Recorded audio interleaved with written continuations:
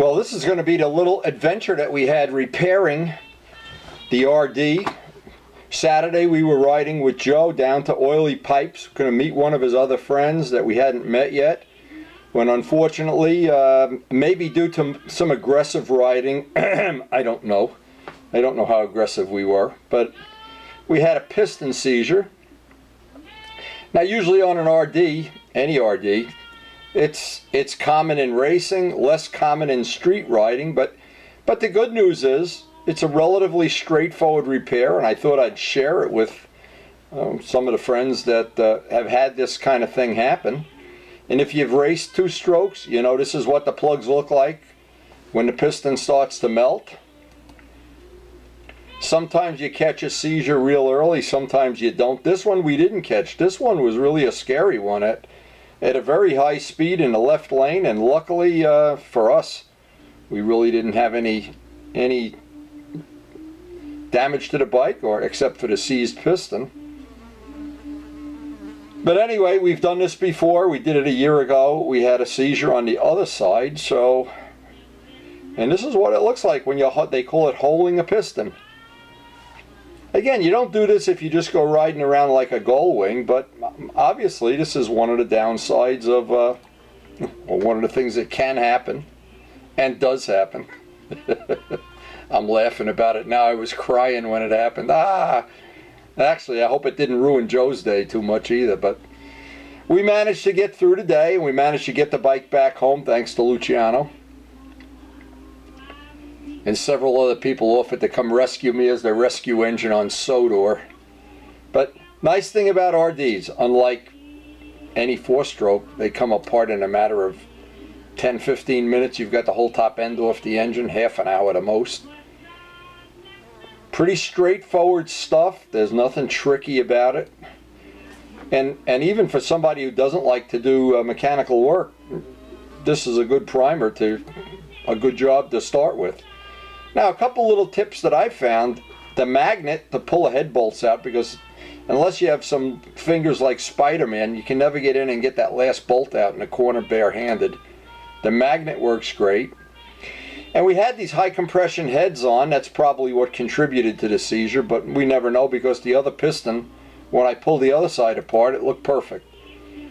So I segregated out the parts as I took it apart. Again, we've got extra everything for this bike. In fact, I want to keep this bike to the day I die, so I really do have everything. Look at this fly is even enjoying my RD repair. Get out of here! You can't make this up. And anyway, you've got to really take the other cylinder apart to push out. I almost got him. To push out the wrist pin. I wanted to show Luciano these pictures of the whole piston. I'm going to keep this on my desk with a pen in it as a reminder. Don't do this at home. And the piston was really in rough shape. It really took a beating. But the good news is, and I noticed this can happen the other way around, you can damage the cylinder and then it really, I almost got him. I didn't get him. You believe this? I got a fly attacking my piston here. You can look at that Ferrari flag through the piston.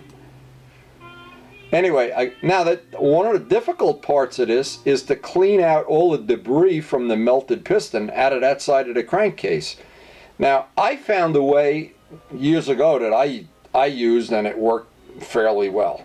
What I did is I pretty much put a whole can of WD-40 down into the crankcase, and then took 100 pounds of air pressure and blew it out, put some more WD-40 in, kept blowing it out, put oil in, kept blowing it out, and at some point in time it comes out relatively clean. Now, short of splitting the cases, and again, may not be a perfect way of doing it, but at some point in time it really does come out clean, and then you're really in good shape.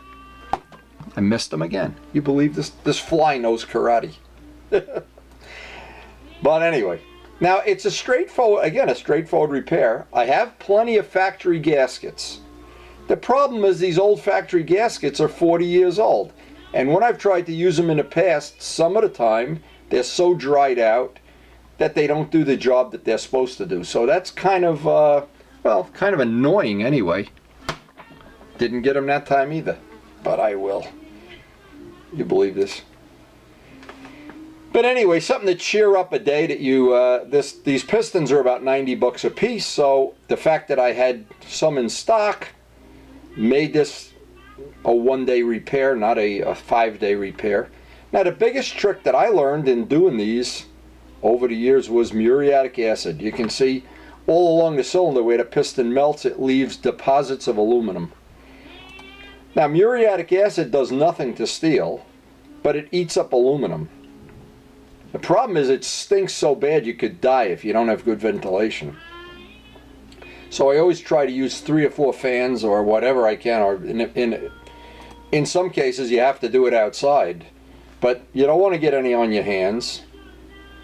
You don't want to get anywhere that you don't want it to go. That's for sure. But the good news is a big thing like this is only $4, and you get a whole box of Q-tips when you do this. The trick is not to get any on the aluminum. You don't want to get it on the liner itself or on it will not hurt the sleeve at all, but it will hurt the gasket surface. So the trick is just start off with 1 Q-tip at a time. When you see the Q-tip turning gray, you know it's picking up molten aluminum. And you keep, just like you would use a pencil eraser. And believe it or not, it's time consuming. It took me about 2 hours to clean this up. I used about, well, this is not the end of it. Because at the end there was a couple of stubborn spots that I had to soak. Just lay the Q-tip with the acid right on it. I wanted to clean up the top gasket surface. I tape a piece of 1000 grit sandpaper to a piece of glass. It gives me a way of just truing it up, because these gasket surfaces, when something overheats at this level where you're melting the aluminum, you don't know if it destroyed the surface or what. This is a relatively good way to check it.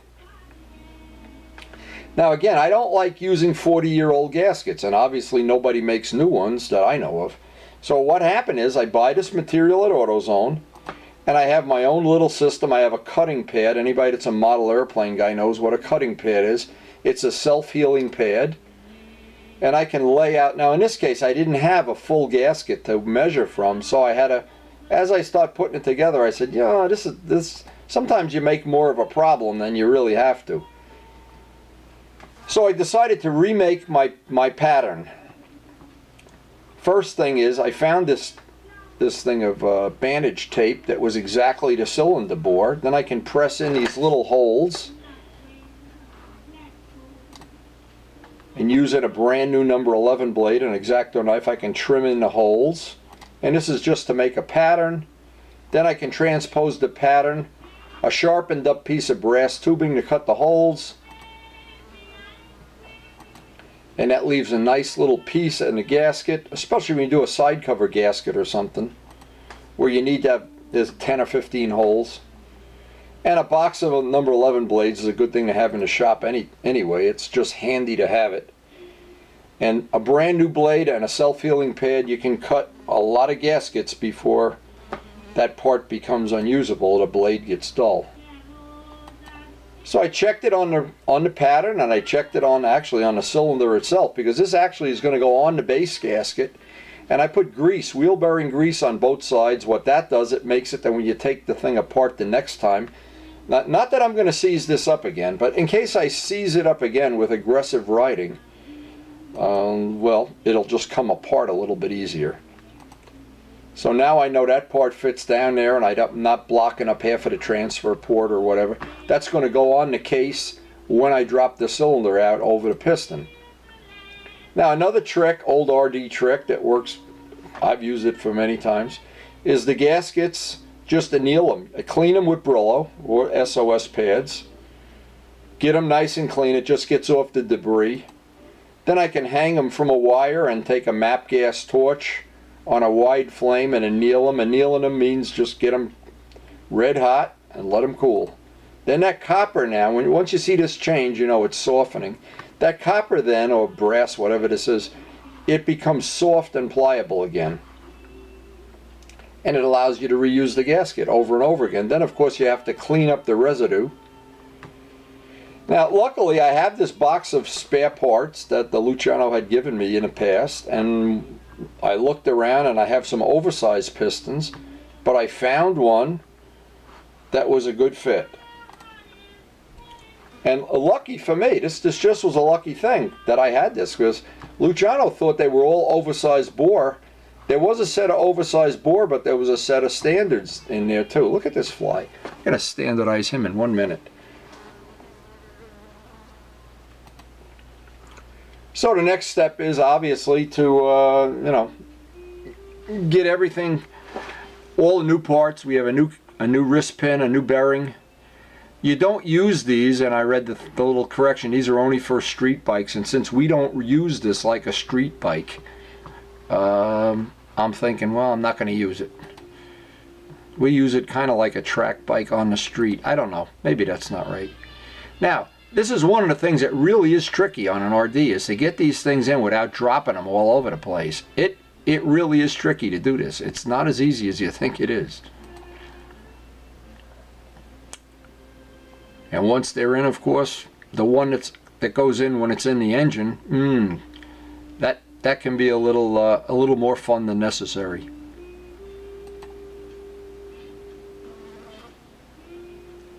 But again, this is what's nice about having, did a test fit. What's nice about having the spare parts right in-house. Normally I would have to call up somebody and order these, and it would take 8-10 days to get them. Then sometimes they come in and they're the wrong part, and if you have them in inventory, it's just such cheap insurance. And I know Luciano's already bought a couple boxes of parts of Ducati stuff. A little trick for holding the rings in if you don't have a ring compressor. You can do it with a zip tie, but in an RD it's not as difficult as some of the bikes that I've fooled with, but it really is nice having a zip tie to give you a hand. Now, just for overkill, I really wanted to flood this piston ring, this whole assembly, and get plenty of two-stroke oil in there so that there would be no dry running when this gets started up for the first time.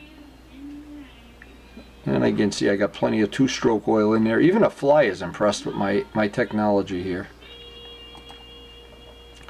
And once you put the heads back on, this gets pretty cut and dry. Putting it back together, using a torque wrench, and I learned the hard way too, and I think it was the last time we did one of these top end overhauls, is run the bike, let it cool. Don't ever do it when it's hot. Let the bike cool back down after, say, a 1 hour ride or a run at nice low speeds, no full RPMs running, no high loads going up hills.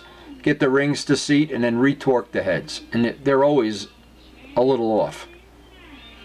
And then what I usually do is I wait and get 100 or so miles on a real ride where I'm on the throttle and doing what we do best, and then come home, let it cool again, and then retorque it. Now, another thing, before I had the spark plugs in, I wanted to, every time I did anything, I wanted to check by pushing down on the Kickstarter to see I didn't get any binding anywhere. I just was real careful not to get any binding.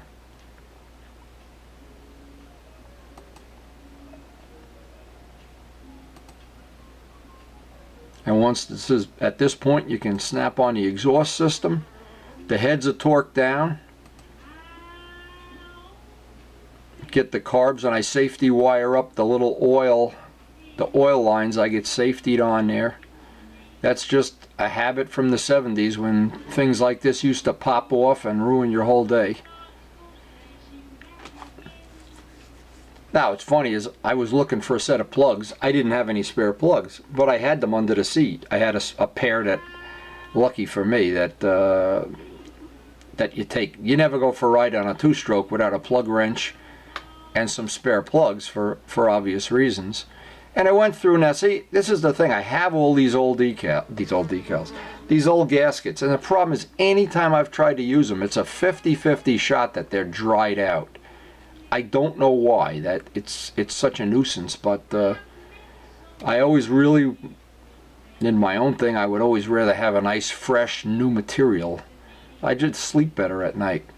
So the whole job is done. Now, once it's done, now is the best part of the day. It's to find out, and you never do know if it's going to be your lucky day. Anytime you have a whole engine apart, you know, you don't want to get to this point in the day and look over and see, uh-oh, I forgot to put the piston in. Or something. But clean up the shop, take it outside, put a little bit of extra oil in the fuel for our little test startup. And I have my great paperweight, and I know Luciano's going to love that paperweight. That'll be on my desk forever. I actually should have saved the other piston. In fact, I do have it. It's up in the rafters. I ought to get them both down. This would be a matched pair of pistons. Anyway, this is the best part of the whole day.